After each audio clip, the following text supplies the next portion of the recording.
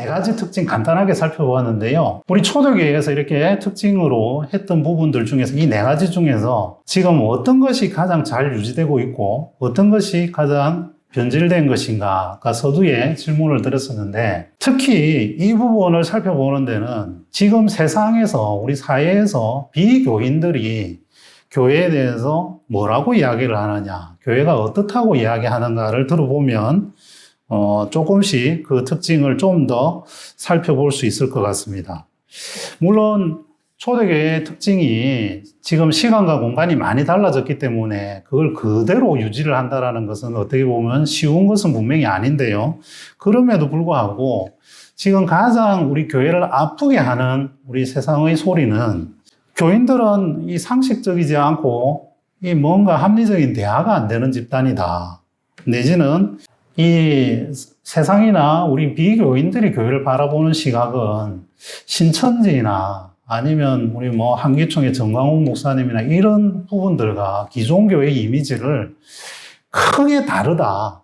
야, 저기는 정말 저기는 이단 사입이라서 그런 거고 정통교회 내지는 건강한 교회는 그렇지 않다라는 이미지가 그렇게 강하지 못한 것 같습니다. 그러니까 그게 우리가 이제 그 부분을 이제 함께 고민을 해야 되는데, 지금 우리가 지금 당장 뭘 넉넉한 교회가 잘못하고 그런 부분들을 떠나서 그동안에 우리가 한 120년 동안 우리 교회들이 그동안 해왔던 부분들이 굉장히 나름대로 누적되고 이제 그런 것들이 쌓여서 그런 평가 내지는 평판들을 얻게 된 것이 아닌가라는 생각이 드는데요. 가장 우리 사회에서 비교인들에게 가장 큰 부분 중에 하나가 거룩성이라는 부분이 아닌가라는 생각이 듭니다. 그래서 이 거룩성에 대해서 잠깐 조금 더 나눠보고자 하는데요. 이 거룩성을, 이 거룩이라는 부분을 성경에 나오는 단어의 뜻을 살펴보면 구별한다. 또는 이 구별이라는 게 이제 분리한다, 구분한다. 또는 깨끗하게 한다. 이런 뜻을 지니고 있습니다. 그래서 이제 죄악이나 부정으로부터 또 거기서 좀 멀리 한다. 나는 나의 소유가 아니라 하나님의 소유로서 나는 정말 구별되어서 그 변화된 상태다. 이런 뜻을 지니고 있는데요. 이 거룩성은 앞서 네 가지 말씀드린 특징 중에서 하나님의 속성, 아까 하나님의 형상 중에서 가장 중심이 되는 성품이라고 할 수 있고요. 또 오늘 말씀을 통해서 하나님의 백성들에게 가장 먼저 너희도 거룩하라고 요구하신 그런 명령이기도 합니다. 근데 문제는 이렇게 우리가 들어서 이게 무슨 뜻인지 내지는 이게 잘 와닿지 않는다라는 것입니다. 이게 거룩이라는 게 지금 따로 놀아라는 것인지 이해가 안 되는데 확신이 되기가 어렵고 확신도 없는데 나 내일부터 거룩하게 하면 정말 살아야지 이렇게 하는 것조차도 사실 쉽지 않다라는 게 우리의 지금 현주소인 것 같습니다. 그래서 이 거룩성에 대해서 이 거룩성을 무엇으로 봐야 하는가 하는 부분에서 지난 시간에도 한번 소개를 드렸다시피 저희 어머니께서는 제가 어릴 때부터 야, 너 밖에 나가서 놀지 말아라 이야기를 했습니다. 그래서 안 믿는 애들하고 노니까 괜히 욕설만 배우고 내지는 괜히 노는 것만 배우고 그러니까 나가서 놀지 마라. 집에만 있어라. 이렇게 이야기를 했습니다.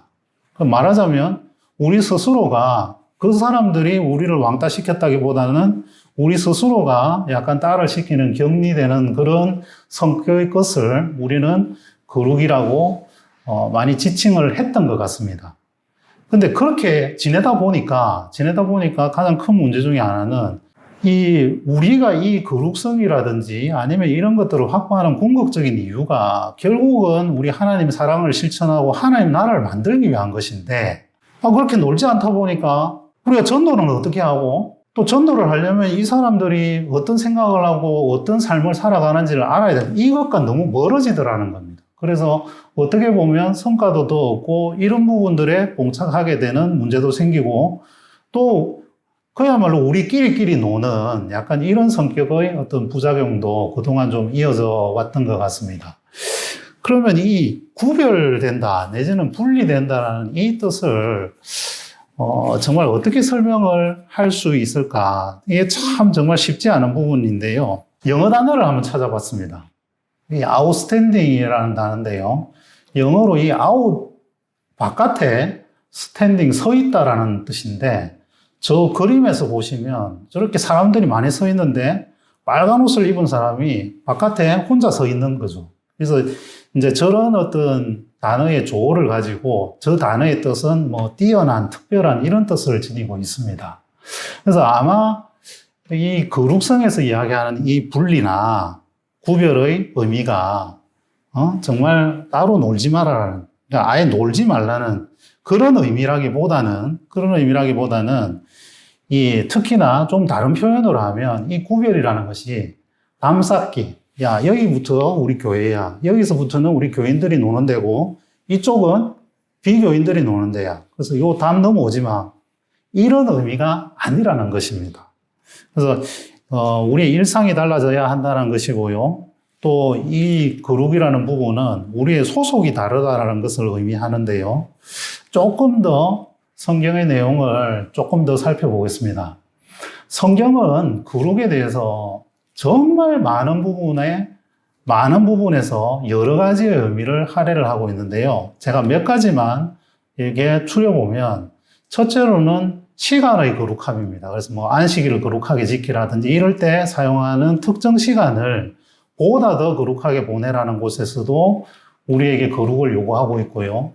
또 다른 의미에서는 공간적으로도 내 신을 벗으라든지, 여긴 거룩한 곳이니까, 또 지성소는 거룩하니까 아무나 들어가면 안 된다라든지, 이런 공간적인 의미에서 거룩한 공간을 분리하고 있기도 합니다. 또 한편으로는 음식에 대해서 특정한 음식은 부정하니까 먹지 말라, 이렇게도 이야기를 하고 있고요. 심지어 옷도 제사장은 거룩한 옷을 입으라라는 그런 취지의 말씀도 하고 있습니다. 그리고 뭐뭐의 위생적인 부분, 그러니까 불결하지 말아라, 부정하지 말아라는 의미에서 거룩하라는 그런 단어도 쓰고 있고요.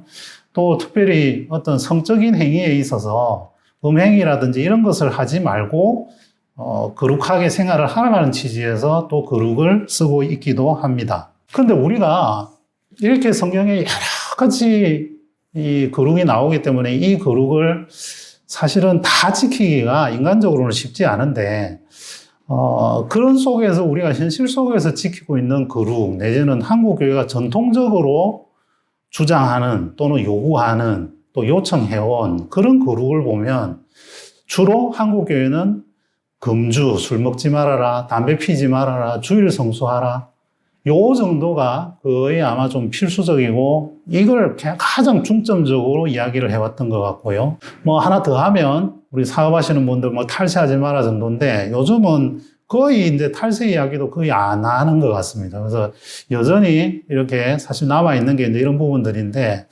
제가 설교 준비를 하기 위해서 이 요리문답 책도 다시 한번 찾아봤는데, 요리문답 찾아보면 금주금연이 또 안 나옵니다. 이런 것들은. 사실 성경에도 나오지 않고 요리문답에도 우리 교리에도 나오지 않는데, 이 유래를 찾아보면은, 우리 어제가 이제 광복절이었는데, 이 독립운동을 할 때, 특히 이제 국채보상운동을 할 때, 우리가 나라를 잃어가지고 이러고 있는데, 또 나라 빚이 이만큼 되는데, 외국 선교사들이 보니까 하는 행동은 매일 술 먹고 그냥 흥청망청 살고, 그냥 비싼 담배 태우고, 뭐 이러니까 이런 거라도 아껴서, 그리고 이런 거라도 술이라도 절제해야 또 다음날 부지런하게 성실하게 일할 수 있다, 이제 이런 취지에서 도입되는 어떤 행동 강령 같은 이런 성격이 우리들에게는 이것이 거룩의 아주 중요한 것인 것처럼, 또는 어떻게 보면 좀 더 잘못 해석을 하면 아주 거룩의 전부인 것처럼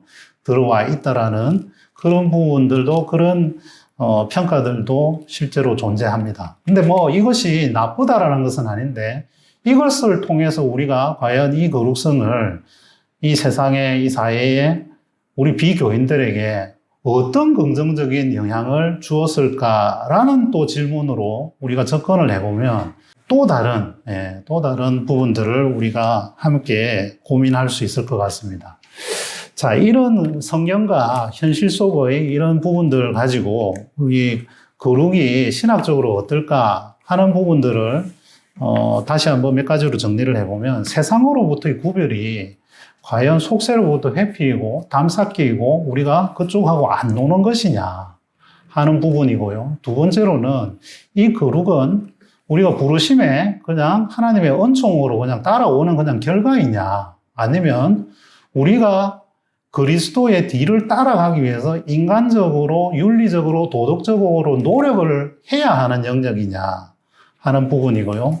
또 하나는 특히 우리 한국교회에 정치적인 부분, 또 경제질서 부분, 또 생태 환경적인 부분에 있어서 우리는 뭔가를 해야 하는 것이냐, 아니면 그거는 전문가에게 그냥 맡겨두면 되는 영역이냐, 이런 부분들을 우리가 함께 고민하게 됩니다. 이런 고민들 속에서 몇 가지 해법을 제시를 하고 있는데요. 크게 보면 윤리적이고 도덕적인 부분이고요. 둘째로는 로마서에 보면 칭의와 성화와 영화, 이런 3단계가 나오는데, 그런 부분에서 개인적인 성화도 중요하지만 사회적인 성화와 또 조화도 좀 필요하다, 이런 부분들도 예시를 하고 있고요. 또 하나는 물질주의, 개인주의, 이기주의, 소외계층에 대한 무관심, 이런 부분들도 신학적으로 거룩해야 하는 대상 중에 하나로 지목을 하고 있습니다. 사실 우리가 어떻게 보면 이 술, 담배 그거 참 힘든데 이렇게 생각을 할 수 있는데, 정말 그것은 어떻게 보면 더 쉬운 문제일 수도 있다라는 생각이 듭니다. 특히나 우리가 소외계층에 대한 무관심, 참 말은 하기 쉽습니다. 실제 우리가 실천하기는 정말 어려운 것들이 이런 영역들인데요. 이 부분은 특히나 우리 성경을 쭉 읽어보면 약자에 대한 관심, 또는 약자에 대한 관심의 우선성은 하나님이 지독하게 우리에게 요구하는 것들 중에 하나입니다. 그리고 위에 나오는 이 윤리적인 거룩성이라는 부분, 부정부패, 불법, 이거 뭐 나는 안 하지. 물론 그렇게 쉽게 말할 수 있는데, 그보다 더 어려운 것이 밑에 줄에 있는 것입니다. 사치를 하면 거룩함이 아니란 말이야? 내지는 뭐 거기까지 또 그럴 수 있는데, 절제하지 못하는 부분이 거룩성을 넘어서는 것인가? 절제가 분명히 우리 성령의 9가지 열매 중에 사실은 나오는데 우리가 그걸 정말 실천하기가 쉽지 않은 영역인데요. 특히나 방종, 그냥 내 마음대로 하는 것, 이런 것들도 거룩의 선을 넘어서는 것으로 이야기를 하고 있습니다. 지난주에 이어서 교회에 대해서 말씀을 드렸는데요. 교회의 본질은 하나님의 형상입니다. 우리가 하나님의 모습을, 우리의 모습을 통해서 이 하나님의 모습을 이 세상 사람들에게, 비교인들에게 나타내 주는 것인데요. 특별히 우리의 교회의 거룩성은 하나님을 닮아가는 데 있습니다. 그리고 하나님의 사랑에 참여하는 것, 그리고 무엇보다도 단지 사랑에 참여하는 것을 넘어서서 세상 속에서 그 사랑을 실천하는 것이 거룩이다라고 말씀을 하고 있습니다.